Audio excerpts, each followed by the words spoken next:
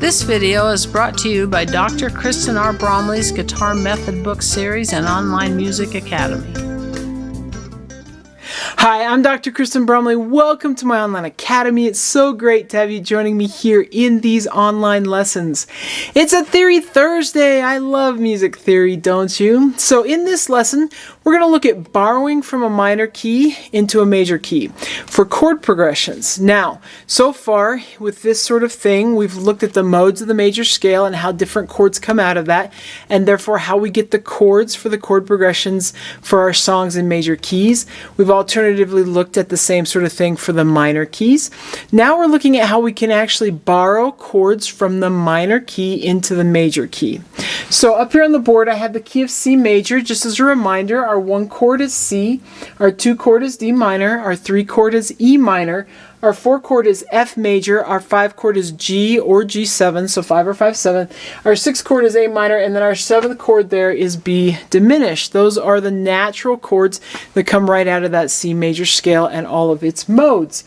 Now, we looked at the minor key that was relative, meaning the A minor key, because the key of A minor has the same natural notes, no sharps or flats. Other keys are going to have a relative key that have the same key signature, whether it's one sharp, two sharps, two flats, three flats, whatever it is, they're going to be the same, and it starts on step 6 of the major scale. Or if we're in minor, it starts on step 3.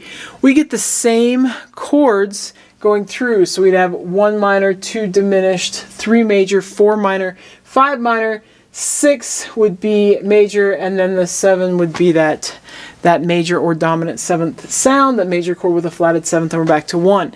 We also learned about how we could alternatively have some different chords in the last lesson, but this will suffice for us.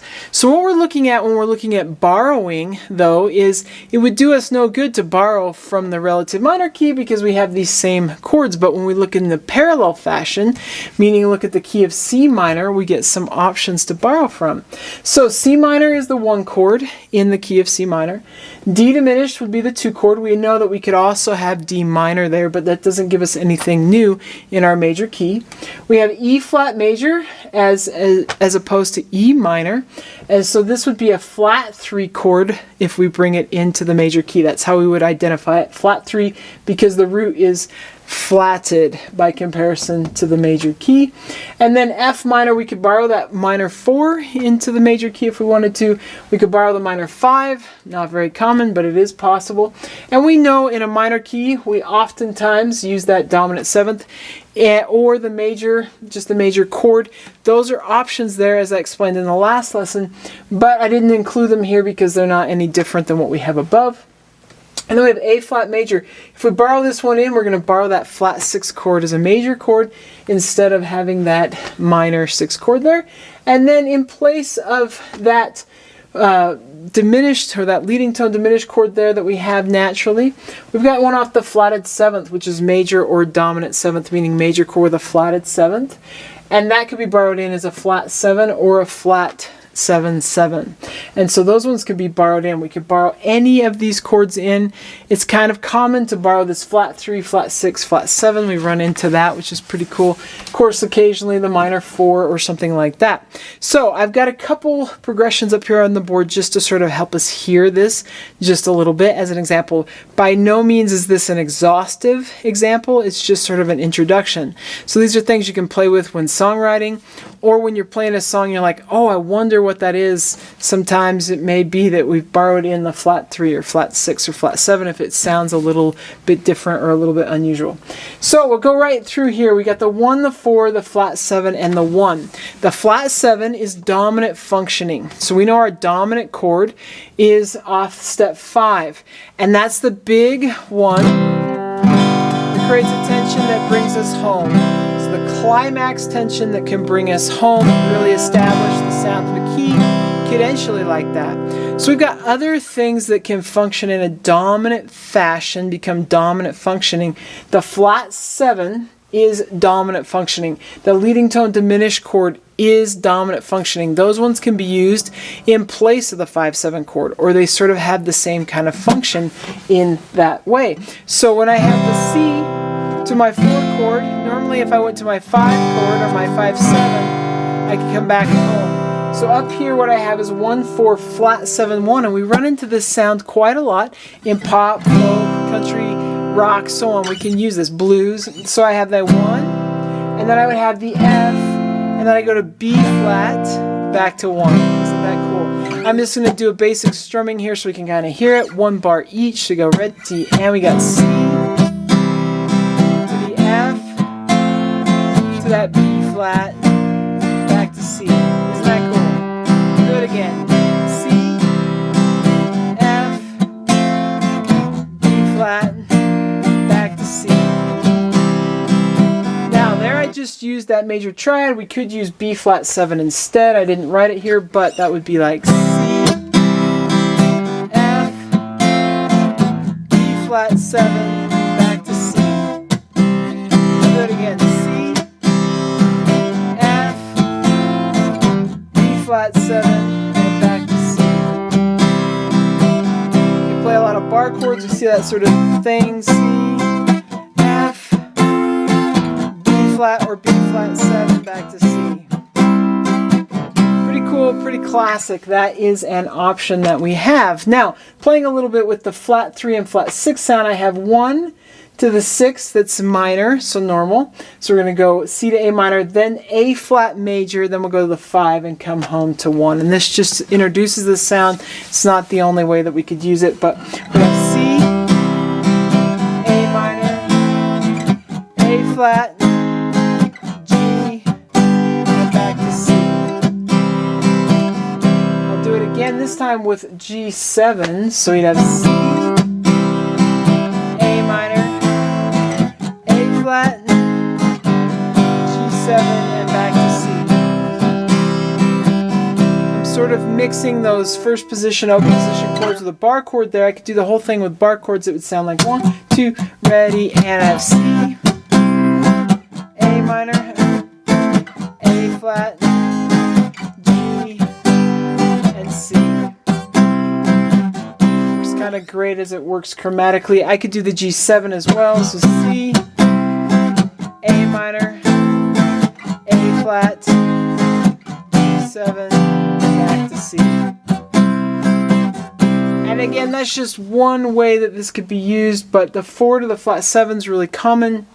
This works great. It could also be used as a substitution in place of it. So 1, skipping that 6 to the flat 6, 5, and 1. So I just took this out altogether, but I was throwing it in there. It's kind of, so here's to the minor 6, flat 6, 5, and 1. And here it is without the 6. So you have C to the flat 6, to the 5, and to the 1.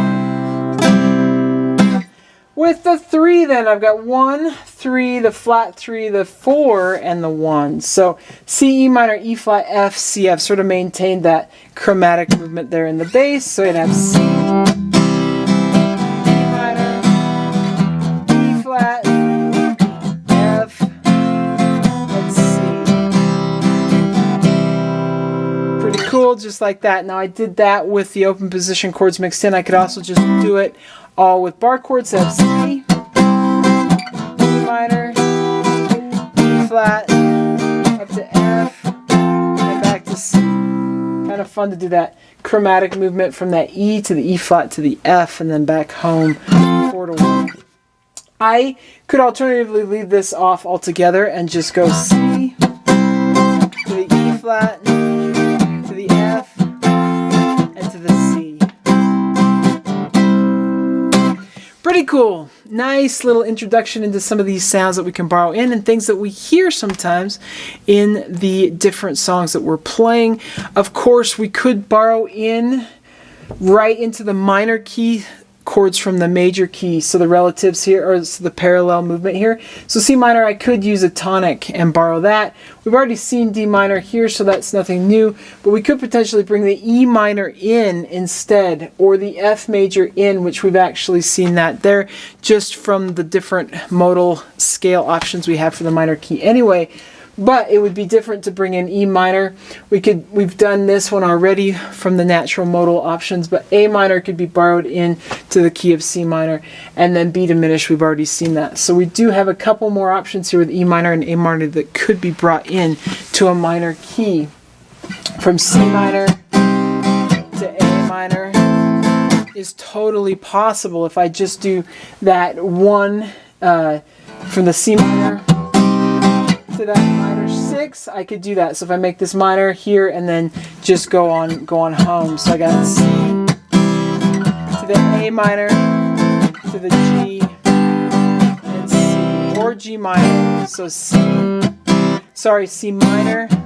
That's what I'm trying to do, the minor key. So C minor to that borrowed 6 to the 5 back to C minor. So it could totally be borrowed here. I could borrow with the C minor to the E minor to the F minor to the G and the C minor. So lots of ways I can borrow those right into the minor key. We can go back and forth. Pretty cool. Opens up more options for the way we create those chord progressions. Super fun just borrowing back and forth.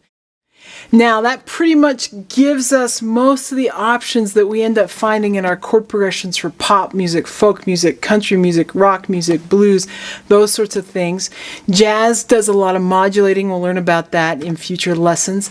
We do have one other thing that happens a lot though, and that's borrowing from sort of a secondary fashion, especially secondary dominance. So that's what we're going to be going over in the next Theory Thursday lesson, how we can use secondary dominant sorts of things happening in our chord progressions. It's going to be awesome. I hope you're having fun with these lessons. We've got these Theory Thursday lessons. We've got Technique Tuesday lessons on Tuesdays, Mondays and Wednesdays and Fridays have jazz lessons, various things on Saturdays. So lots of great lessons, hundreds of lessons that have already come out on the channel. Lots of great ways to get help with playing the guitar. Have fun, keep at it, take care, and we'll see you again. If you found this video helpful, please hit the like button and subscribe to the channel.